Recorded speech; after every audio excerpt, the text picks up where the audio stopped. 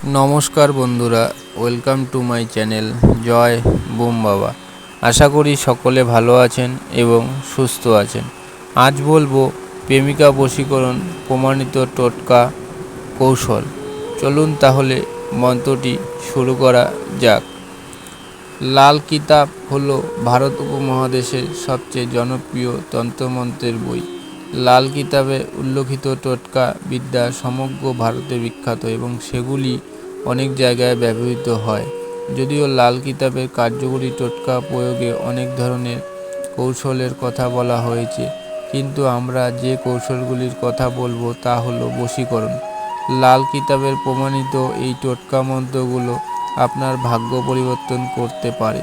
যদিও লাল কিতাব টোটকায় অনেক কৌশল রয়েছে যা ব্যবহার করে মানুষ তার সমস্যার সমাধান করতে পারে, কিন্তু আমাদের পরামর্শ হলো লাল কিতাব টোটকা প্রয়োগ করার সময় সর্বদা সতর্ক থাকবে, অন্যথায় এটি খুব ক্ষতিকারক হতে পারে। লাল কিতাবের টোটকাগুলির সবচেয়ে বড় বৈশিষ্ট্য হলো এটি খুব অল্প সময়ের প্রভাব দেখায় এবং এর প্রভাব সারা জীবন ধরে থাকে। লাল কিতাব বশীকরণ টোটকা, এটা বেশ সহজ বশীকরণ টোটকা। এই টোটকা প্রয়োগ করার নির্দিষ্ট কোনো দিন নেই, আপনি যে কোনো দিন এটা করতে পারেন। এর জন্য প্রথমে আপনাকে 2 মিটার লম্বা একটি লাল 4 কোনা কাপড় এবং আধা কেজি গমের আটা নিতে হবে। প্রথমে লাল কাপড়ের মাটিতে বিছিয়ে তার উপর ভালো করে ময়দা বিছিয়ে দিন। এবার সেই ময়দার ওপর একটি স্বস্তিকা চিহ্ন আঁকুন এবং সেই চিহ্নের নিচে আপনি যাকে বশীকরণ করতে চান তার পুরো নাম লিখুন। নাম লেখার পর নিচের মন্ত্রটি 108 বার জপ করুন। কিলিং কিলিং কিলিং বৎসমে স স স। মন্ত্র জপ করার পর সেই ময়দা থেকে পুডিং, হালুয়া বা রুটি বা অন্য কোনো খাবার তৈরি করে সেই মহিলা বা পুরুষকে খাওয়ান। 8 থেকে 10 দিনের মধ্যে তিনি আপনার সামনে উপস্থিত হবেন। প্রেমিকা বা গার্লফ্রেন্ড বশীকরণ। যদি কখনো কোনো দম্পতির মধ্যে ঝগড়া বা বিবাদ হয়, অথবা আপনার প্রেমিকা আপনার কথা শুনছে না বা আপনার কাছ থেকে দূরে চলে গেছে, তাহলে আপনি এই লাল কিতাবের টোটকাটি প্রয়োগ করতে পারেন। শ্রীং হুষ্ম ফট কলকায়া বৎসমেব নম। প্রথমত আপনাকে ময়ূরের একটি পালক নিতে হবে। তারপরে দুধের তৈরি যে কোনো মিষ্টির ওপর সেই পালক রাখুন, যেমন দুধ পিঠা, পেদা, বরফি, রসগোল্লা ইত্যাদি।